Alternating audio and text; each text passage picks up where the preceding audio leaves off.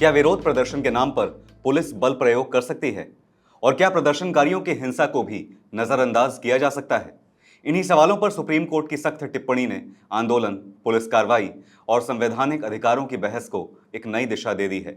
क्या है पूरा मामला, जानेंगे इस रिपोर्ट में। नमस्कार, आप देख रहे हैं आपका अपना न्यूज चैनल सत्य सर्वोच्च न्यूज और मैं हूं सोम।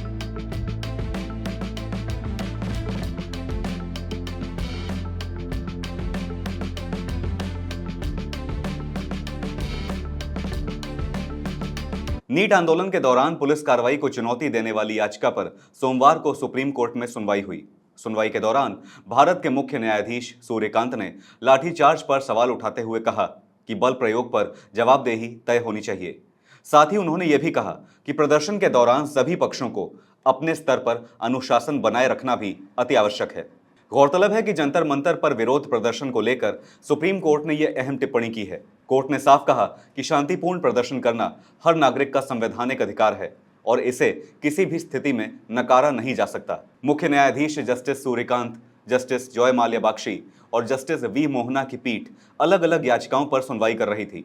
इन याचिकाओं में नीट यूजी पेपर लीक और शिक्षा व्यवस्था में अनियमितताओं के खिलाफ प्रदर्शन कर रहे छात्रों पर पुलिस की कार्रवाई को चुनौती दी गई है। सुनवाई के दौरान कोर्ट ने कहा कि सिर्फ इसलिए कि आंदोलन हो रहा है, पुलिस की कथित बर्बरता को सही नहीं ठहराया जा सकता। साथ ही अदालत ने यह भी स्पष्ट किया कि पुलिसकर्मियों पर हमले और कानून हाथ में लेना भी उतना ही गंभीर मामला है। पीठ के सदस्य जस्टिस जॉय माल्या बख्शी ने कहा कि हर जान कीमती है, चाहे घायल प्रदर्शनकारी हो या पुलिसकर्मी। अदालत दोनों की सुरक्षा और अधिकारों को लेकर समान रूप से चिंतित है। सुप्रीम कोर्ट ने संकेत दिया कि अब वो देश भर में शांतिपूर्ण विरोध प्रदर्शनों के लिए एक समान राष्ट्रीय प्रोटोकॉल तैयार करने पर विचार करेगा। इस प्रोटोकॉल में प्रदर्शन के लिए उपयुक्त स्थान तय करने, प्रशासन की जिम्मेदारियां स्पष्ट करने और असामाजिक तत्वों से निपटने के दिशा निर्देश शामिल किए जा सकते हैं। कोर्ट ने यह भी कहा कि लोकतंत्र में विरोध प्रदर्शन की जगह होनी चाहिए, लेकिन सार्वजनिक व्यवस्था और सुरक्षा भी उतनी ही जरूरी है। इसलिए ऐसा संतुलन बनाया जाना चाहिए जिससे नागरिकों के अधिकार भी सुरक्षित रहें और कानून व्यवस्था भी बनी रहे। याचिकाकर्ताओं की ओर से senior advocate Gopal Sankaranarayanan, Colin Gonsalves और विकास सिंह ने अदालत में दलीलें रखी। वहीं एडवोकेट फौजिया शकील ने दावा किया कि कुछ जगहों पर प्रदर्शनकारियों के खिलाफ AK-47 और C1 का इस्तेमाल किया गया। वरिष्ठ अधिवक्ता विकास सिंह ने अदालत से पूरे देश के लिए समान दिशा निर्देश जारी करने की मांग की। इसी दौरान एक अन्य याचिका का भी उल्लेख किया गया जिसमें आरोप लगाया गया कि उग्र भीड़ ने पुलिसकर्मियों और उनके परिवारों पर भी हमले किए। इस पर सुप्रीम कोर्ट ने कहा कि मामले को एक तरफा नहीं देखा जा सकता और सभी पक्षों पर समान गंभीरता से विचार किया जाएगा। दरअसल ये मामला 20 जुलाई को जंतर मंतर से संसद तक निकाले गए प्रदर्शन से जुड़ा है। सुबह से शाम तक चले इस प्रदर्शन के दौरान कई स्थानों पर प्रदर्शनकारियों और पुलिस के बीच झड़पें हुई। रिपोर्ट्स के अनुसार कुछ प्रदर्शनकारियों ने बैरिकेड तोड़कर संसद की ओर बढ़ने की कोशिश की।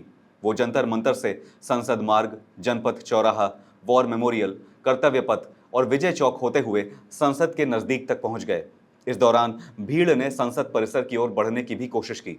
झड़पों के दौरान पथराव की घटनाएं सामने आईं, जिसके बाद पुलिस ने हालात नियंत्रित करने के लिए आंसू गैस के गोले छोड़े। इन घटनाओं में 100 से अधिक लोगों के घायल होने की जानकारी सामने आई। पुलिस ने शाम करीब 5 बजे जंतर मंतर खाली करा दिया, लेकिन रात करीब 11 बजे कुछ प्रदर्शनकारी दोबारा वहां पहुंचे और प्रदर्शन फिर शुरू हो गया। बहरहाल सुप्रीम कोर्ट ने सभी संबंधित याचिकाओं को एक साथ सुनने का फैसला किया है। अदालत ने कहा कि यह सिर्फ किसी एक राज्य या घटना का मामला नहीं है, बल्कि पूरे देश में विरोध प्रदर्शन और पुलिस कार्रवाई से जुड़े मानकों को स्पष्ट करने का विषय है। अब इस मामले पर मंगलवार को फिर सुनवाई होगी, जहां अदालत राष्ट्रीय स्तर पर दिशा निर्देश और आगे की कार्रवाई पर विचार करेगी। फिलहाल सुप्रीम कोर्ट का संदेश साफ है, लोकतंत्र में विरोध सुरक्षित रहना चाहिए और शांतिपूर्ण भी। न पुलिस की ज्यादती स्वीकार्य है और न ही प्रदर्शन के नाम पर हिंसा। आपकी इस मामले पर क्या राय है, हमसे जरूर साझा कीजिएगा। फिलहाल इस खबर पर इतना ही। देश और दुनिया की बड़ी और अहम खबरों के लिए बने रहिए सत्य सर्वोच्च के साथ। लाइक, कमेंट और शेयर करना ना भूलें। अपना ध्यान रखें। धन्यवाद। जय हिंद।